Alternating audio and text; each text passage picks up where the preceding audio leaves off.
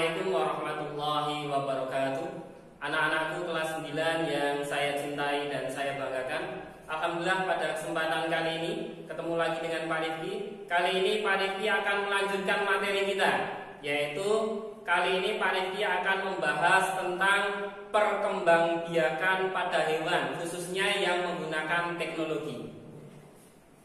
Dengan adanya perkembangan zaman, ternyata kebutuhan akan daging yang dikonsumsi oleh manusia semakin lama semakin banyak.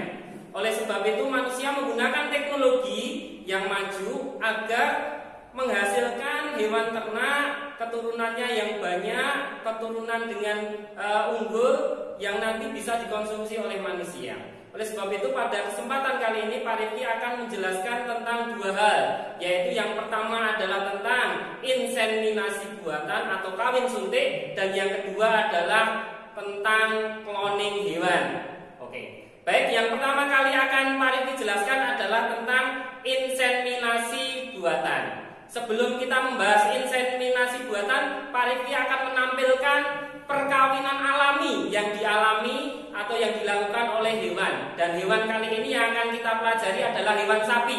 Harapan Pak Rifki, walaupun ini videonya itu cukup terbuka, cukup vulgar, tapi ini kan itu hewan. Harapannya Pak Rifki kalian tidak berpikir aneh-aneh, karena ini adalah ilmu pengetahuan. Silakan dilihat untuk perkawinan alami yang dilakukan oleh hewan.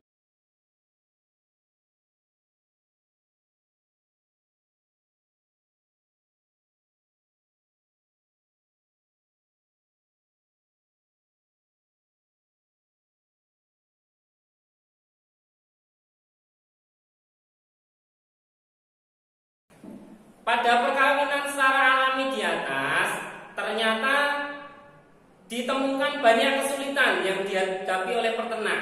Yang pertama adalah menemukan pejantan yang baik. Yang kedua adalah proses perkawinannya, seperti yang kalian saksikan, proses perkawinannya ternyata juga susah.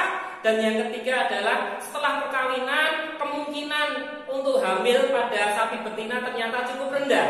Oleh sebab itu, kemudian para ilmuwan membuat terobosan, yaitu menggunakan teknologi inseminasi buatan. Silahkan kalian saksikan video pembuatan atau pelaksanaan inseminasi buatan pada sapi.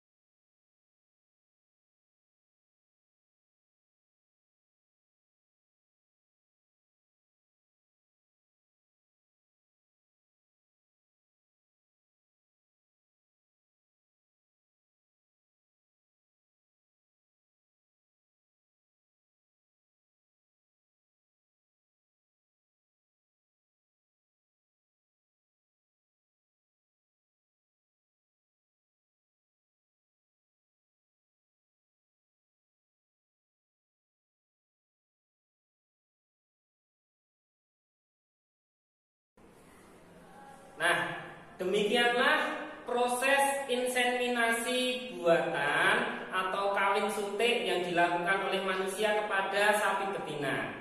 Setelah ini Pak Rifki akan menjelaskan. Kalau ini tadi kan kalian melihat secara asli proses inseminasi buatan. Nah, kali ini Pak Rifki akan menjelaskan prosesnya secara skemanya. Oke. pada tahap yang sudah kalian lihat tadi, sebenarnya tahap pertama dari inseminasi buatan adalah semen atau sperma dari sapi tersebut di throwing atau dihangatkan ke dalam dimasukkan ke dalam air hangat selama 7-18 detik agar spermanya menjadi cair. Kemudian yang kedua, straw atau bungkus dari sperma tadi dikeringkan dengan tisu seperti tadi. Kemudian yang ketiga, straw dimasukkan ke dalam inseminator gun. Nah, untuk yang dimasukkan ke dalam tubuhnya betina. Kemudian yang keempat tadi adalah siapkan sapi yang akan disuntik. Dan di sini penting, sapinya ini nanti harus diposisikan agar sapinya itu nanti tidak polah intinya, biar tidak berbahaya. Kemudian dimasukkan tangannya, dikasih sarung tangan yang kiri. Kemudian tangan yang kiri dimasukkan ke dalam anusnya si sapi betina. Kemudian nanti dengan menggunakan tangan kita masukkan alatnya tadi, inseminator gunnya itu ke dalam vaginanya si sapi betina sampai nanti ketemu. Berarti tangan kirinya untuk memandu, kemudian tangan kanannya untuk memasukkan inseminator gunnya itu. Kemudian kalau sudah berada di leher rahim atau serviksnya, tinggal disuntikkan untuk sperma dari sapi jantan itu. Akhirnya proses inseminasi buatan sudah selesai. Baiklah anak-anak, kemudian teknologi kedua yang akan kita bahas, yang akan Parigi bahas pada kesempatan kali ini adalah yang namanya cloning. Tentunya kalian sudah sering mendengar kata cloning. Cloning sendiri adalah